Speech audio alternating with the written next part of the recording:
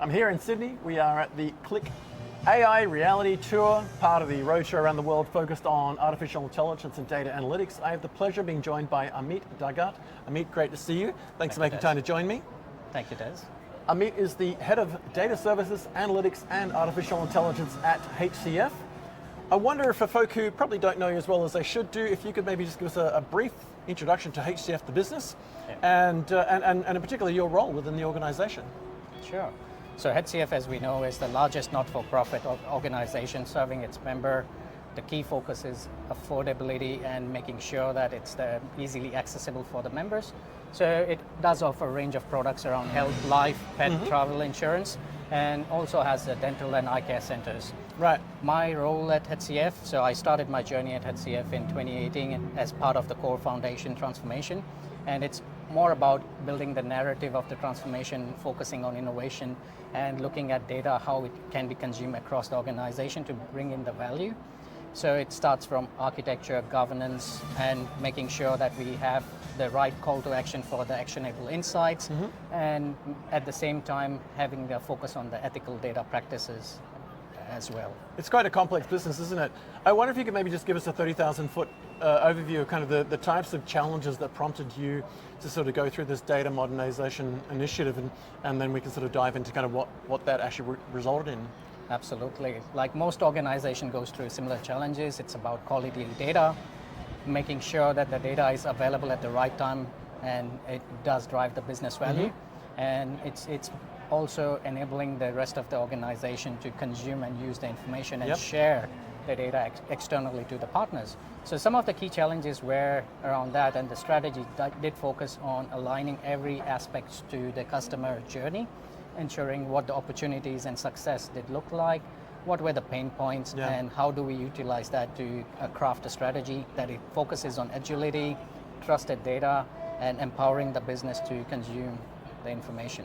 And I imagine that there was a transition sort of going from like printed reports, PDF reports, email attachments, PowerPoints, etc., and hard copy through to sort of now getting stuff in an electronic format that was dynamic and real, and being able to make data-driven decisions on that real-time data as it's flowing, as opposed to historically what a lot of organizations have done is very static data that sort of might be a day old or a week old. Was that the case that you found as well? You sort of went from static data to sort of more dynamic and real data? Absolutely. Real-time data? Yeah, and there were the right use cases where you need that near real-time information, but the rest of the information was, it is okay to have day old. So the architecture was more geared around servicing both types of demands on the data, and also making sure that you are consuming the data within the organization and augmenting it with external data at the same time.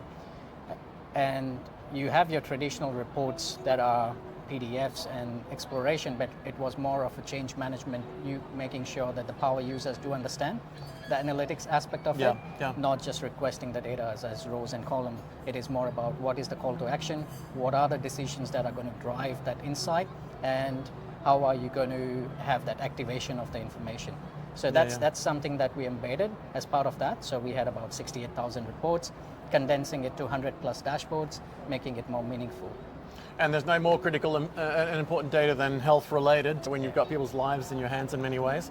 Today's event has been primarily about understanding the reality of putting artificial intelligence in place as you have been. How has a trusted data platform allowed HCF in particular to explore AI use cases? And what sorts of things should organizations be considering that you've learned as you've gone through this journey of leveraging Qlik's capabilities and looking at putting trusted data foundations in place? Absolutely. Look, trusted foundation is one of the key elements, having the quality of data and also addressing the gaps in information, because you don't have all the information that you need within the organization. We need to have the data sharing and exchange capability so that you can look at a holistic way of addressing the use case. So Talend does provide us with that data integration and transformation capabilities, and at the same time that evolving into more different type of use case where you would use statistical models and other data science capabilities to solve the business outcome. And I imagine now the integration of sort of Talend and Qlik with the acquisition, the Qlik Talend Cloud per se, that what we saw today in many ways is sort of that end-to-end pipeline as it's described. That's probably a fairly powerful transformative tool for you to now leverage with what you've already done so far and some of the other elements in there, particularly the generative AI, the answers, ability to talk to the data and so forth. What does that look like going forward for you? What are some of the things from today's event do you think you'll probably be able to bring to the business and then put forward as business cases to add to what you've done so far? Yeah, look, there's amazing presentations that I did see through this, and it's a great roadmap that Qlik does have. And it's more focusing on making sure that the meaningful data is easily available for the end business owners and consumers to use simple natural language and interact with the information. And that's where I think the journey is, making it accessible. At this stage, we have an R&D environment hooked up with the reporting tools and suite on top of it. But this is more, we need that information now, and how do you make it available to them?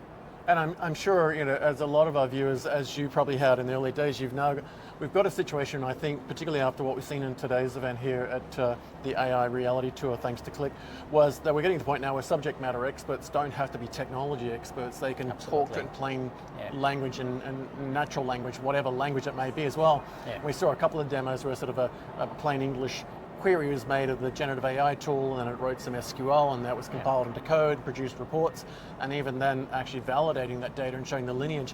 Imagine you've got a large organization of very specialized skills in health or finance or customer services, but they may not always be technically savvy. This is probably going to be a big boost for them to now be able to tap into some of the data they've got without being a data scientist. Would that be fair to say?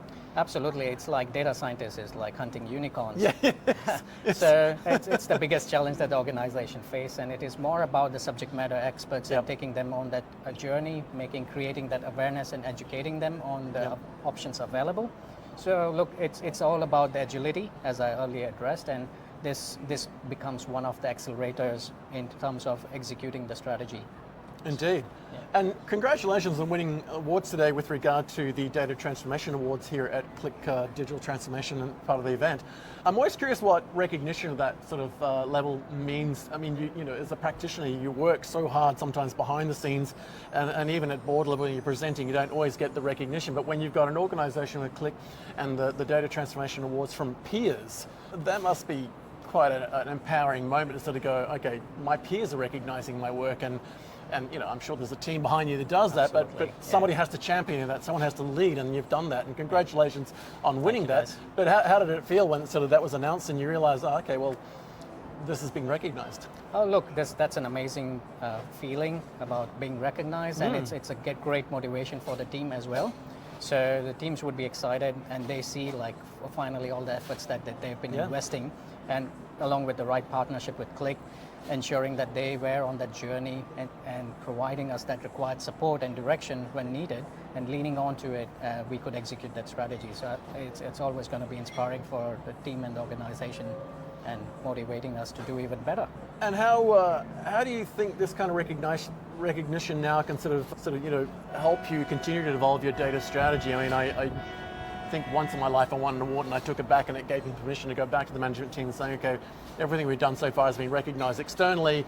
That gave me permission to go back and put more business cases forward, look for more funding. What kind of impact do you think with this recognition from your peers, and certainly an industry player like Qlik will have, that you can now go back to your management team, to your board, to sort of then continue to put business cases forward and request some additional funding? It must be all upside, surely. No, absolutely. Look, it's always making sure that we are aligned to the organizational strategy, and we are crafting the next wave of strategy. And we have excellent support from the board and the execs on whatever we had to deliver as part of the AI.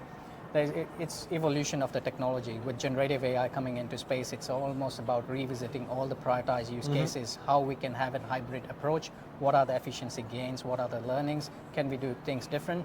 So it's about having that experimentation mindset and revisiting the business cases on, are we on the right track? Yeah. So, and look, having the recognition again gives you that confidence to steer in the right direction. Based on your own experience, and certainly some of the presentations today talked about doing proof of concepts, starting with small ideas and getting them off the ground and providing value to the business.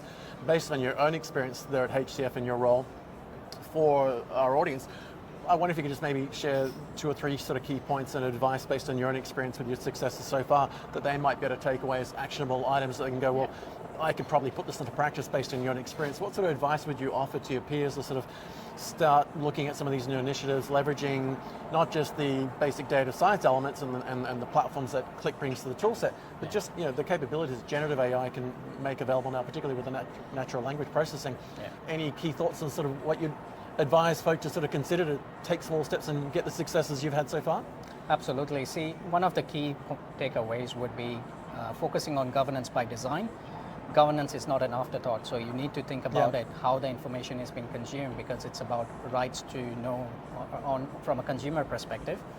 Second thing is agility, so look at accelerators as we talked about, like always having that experimentation mindset and what's available, the new techniques and technologies that could help you accelerate on the pathway. Automation is the key, so that way any repetitive task is something that can be automated, creates that efficiency there. And enabling the governance within the organization at the same time, so you have the right decisioning bodies, the right policies, and the ethical aspects of the AI, so making sure that everything is explainable and right biases and fairness is being considered. That's a great point, because I think that's something that's very easily overlooked, and that is we look for a business benefit or some sort of outcome, and then we often retrospectively look at, well, what kind of ethical issues are we facing here? But I did love your point with regard to automation. If we can remove any of that sort of human error element once we've got something tested and designed and built and proven and then monitored, that if we can just repeat the process so we can sort of get the finger trouble out of the way. What are some of the next steps you'll be looking for based on what you've seen today? There's a lot to be taken in, but are there any sort of key things from today's presentations and information you've gleaned that you might be able to then take away with regard to what Qlik can offer, and particularly with the partnership with AWS that you might be able to be put into play with some of your future initiatives? Any in particular thoughts around what you saw today that you might be able to immediately leverage in the short to medium term?